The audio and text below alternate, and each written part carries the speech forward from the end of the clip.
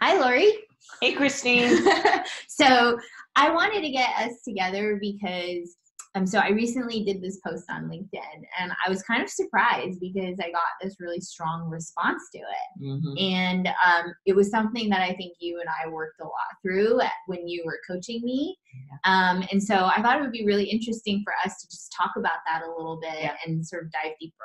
Well, I'm not surprised at the response you got because this topic about trying to say the hard things sooner rather than later is really an issue every leader really has to deal with at some point. So the thing I said was, I had this post where I say, say the hard things and say them sooner or later. And, my learning that I think I took away and I've really actually worked through this year is that a lot of times the things or conversations I'm avoiding, or if there's things that I'm frustrated or upset with my employee around, actually usually have more to do with things that are sort of traits and qualities about myself that I'm dealing with, as opposed to really that other person. Yeah. And so for me, the learning was like a lot of times, like not having that conversation had more to do with like my fear of not being liked,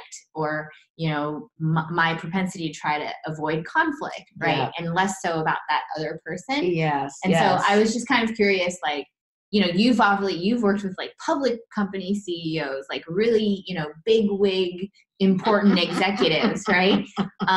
And for me, it's always helpful to hear, like, is this something that a lot of other leaders face? Oh, yeah. This is something I think everybody faces. Maybe not for the same reasons as you, but I used to always do a completion interview with the folks that I work with, and I would ask the CEOs, not just what they learned with our coaching, but just what have they learned from their experience as CEO.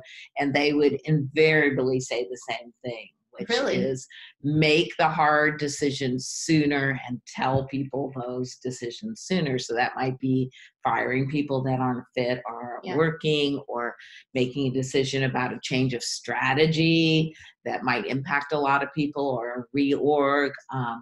And that might be they're worried about how people are going to feel. It can also be they just want to make the right decision, and they're not sure what the right decision is, or they're trying not to create so much drama and upset in the company because they still want things to function. There's a lot of reasons why they might go too slow, but what they always say is, I should have done that sooner, whatever it was. And then, at least for you, like, how do you help people get through those cycles and get to that realization or decision faster, or at least take a decision, right? Because I'm definitely one of those people that could sit on decisions forever. So I'm always like, let's go. I think that the key is just getting down to what the real truth is. And knowing that naming the truth is actually better for everybody.